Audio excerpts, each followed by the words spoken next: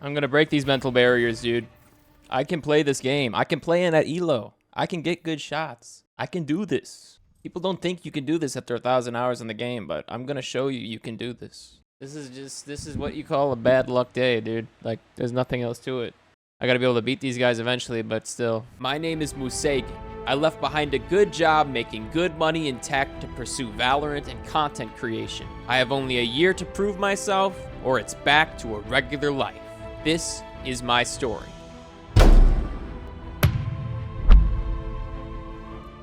So this week's focus is going to be on intentionality.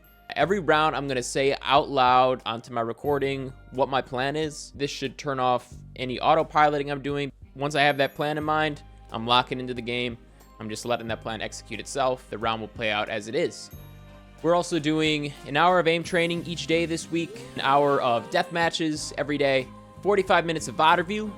Just simple VOD review, just kind of writing down things that I think I did wrong, what could be improved with better awareness, util usage, just try to get an idea of like what I think I need to focus on the most at the rank I'm at and against the enemies I play against. I'm going to be watching 45 minutes of Radiant Neon gameplay every day as well, so that I can kind of organically learn from watching folks who have played Neon to a high degree already. Hopefully some RR gains can be had this week. Whatever it is, I'm going to capture that story, and you're going to see it live here. Not live, but recorded. I started the day with my first aim training session of the week. Now that I'm doing an hour of aim training each day, I'm splitting it up into morning and evening sessions. I'm running the Valorant Voltaic benchmarks all week, which should give me an overall aim rank, as well as break down my aim ability across several categories. So this is where we ended up. Plat for a lot of these benchmarks, a lot of these scenarios was the first time I've ever done them, and Diamond for a couple of them, almost Ascendant. Look at that. If that means anything, I'm not sure. Yeah, Immortal in this one, but I've done this one a lot. We're gonna run these benchmarks all week, and then at the end of the week, we're gonna identify areas to focus on for the next week. On to my comp games. Yeah, so I started the day alert and had a decent KD my first game, but I ended up losing, and the losses kept coming. We got a shield at least. We got a shield at least. I got upset. I tried, but still felt emotions cloud my judgment. I had decent KD during the day, but felt I couldn't quite focus enough to have good game sense. I was too caught up in forcing a good performance. My mental was not quite right. I want to tilt Q, but fuck that, let's tilt workout. Natty aim style.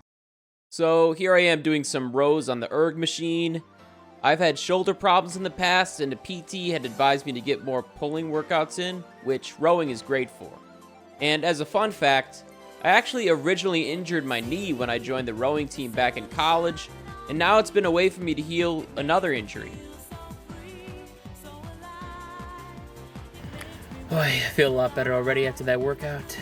Yeah, that might have to be a new ritual. Finish comp, get all the angst out, sun is shining after that workout. Step outside, the air smells nice and crisp. Just gotta remember that there's more to life than the game.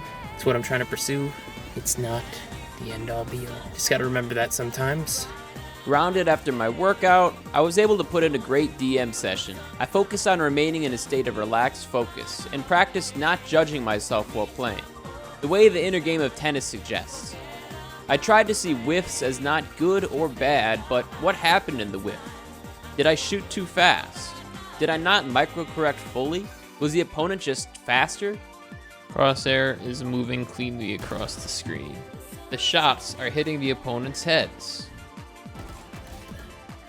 Coleman shot me before I shot him. DM ended up being non-tilting for the day, which was nice. I didn't mind my KD much and paid little attention to my score each game. It was a deathmatch where I got more kills than I did deaths.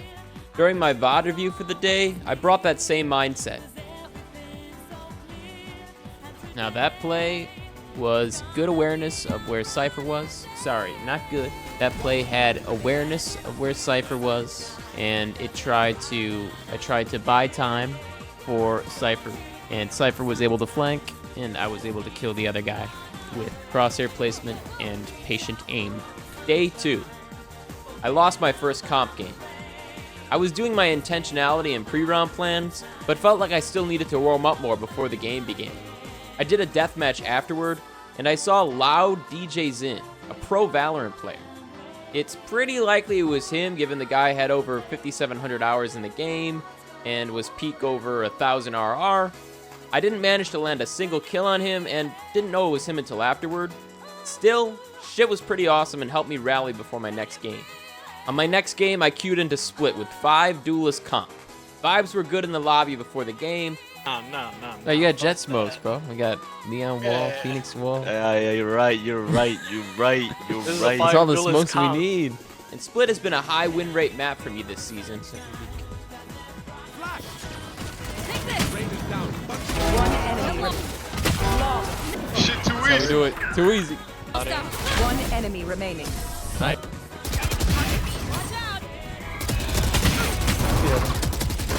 78. Last player. Nice. I finally broke my red carpet of 7 losses in that game. Sometimes it takes 5 duelists to get you out of a losing streak. I won the next 3 that day. I practiced my non-judgment and barely looked at my KD most games. I was able to stay tilt-free and just play my best Valorant, trying to learn from each mistake I was making, or rather each thing I did that resulted in me dying or losing a round. Maybe they're not mistakes if they're learning experiences. It seems the days I'm having the most fun bring out my best Valorant. Just see the vibes in this Abyss game. 10 gifted, I'll solo ultimate Neon right now. You gifted, bro. Do it. This is how it ends. No, he ran out of it. I'm gonna knife him. Behind you, someone's behind you.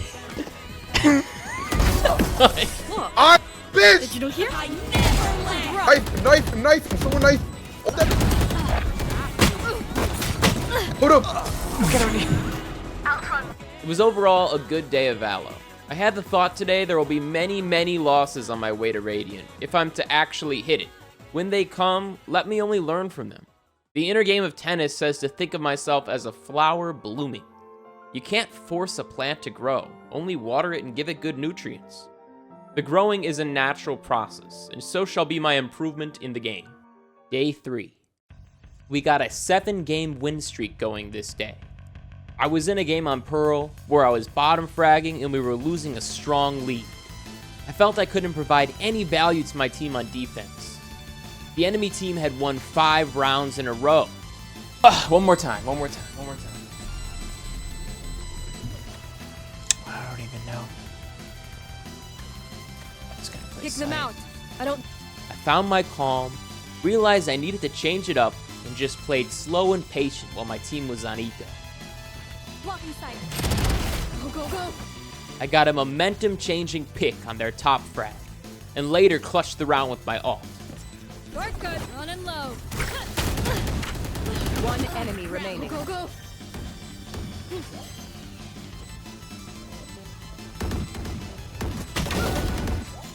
All right. The green carpet. Bruh. There's gotta be a losers and a winner's queue, right? Surely. Riot knows. What is that? 7? Day 4. I had a string of really bad games. The first couple of these games felt unwinnable, and after a few unwinnable games, all games start to feel unwinnable. It was a bad day for Valorant, and I unfortunately tilt queued. Goal 2? Really? 9-1? 90% win rate.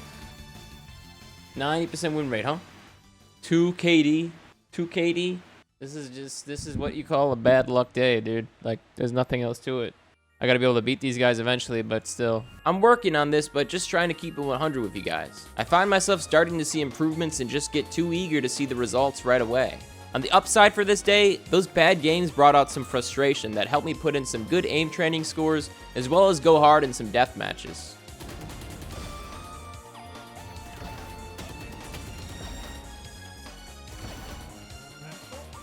All right, let's see where we got in the benchmarks. Look at that. We're ascendant in aim training. So on my last day for the week, I actually had some games where I felt I played pretty poorly but won anyway. This was a good reminder from the universe to not feel sorry for myself on a bad break, because on the flip side, there will be games I am carried. Games where the enemy AFKs, or I have a smurf on my team. The 40-40-20 rule applies here. 40% of your games you will win anyway, 40% you will lose anyway, and 20% will rely on you carrying to shift the outcome. I need to see these unwinnable games as still opportunities to practice, and treat every round like it's winnable. Because at the end of the day, you don't know which percentage you're really in mid-game. Your teammate might get big bro on the game, the enemy could DC, other acts of God may occur, you never know. This was our first week we went positive on our comp record, and I'm gonna take that as a W. I still feel I've got a lot of potential to unlock, and my biggest barriers still feel mental. Folks have suggested VOD review and coaching, and don't worry, that will be coming very soon. I just wanted to start with taking this less intellectual approach to the game, as I've already spent so long trying to study the game before this. I just want to take a moment to thank you, everybody who's been watching these videos and liking and commenting. I know we aren't viral on YouTube, or we haven't blown up to some huge level, but the fact that even 100 of you are subscribed to me is huge. I want to continue to get better at making inspiring and entertaining content, just as much as I want to rank up in Valo. It's just going to take time to get to the level that I want to in both of those fronts. In the meantime, like, any feedback and support you provide in the comments is golden to me. And yeah, thank you for tuning in. Hopefully I can keep telling you a story you want to hear. See you next week.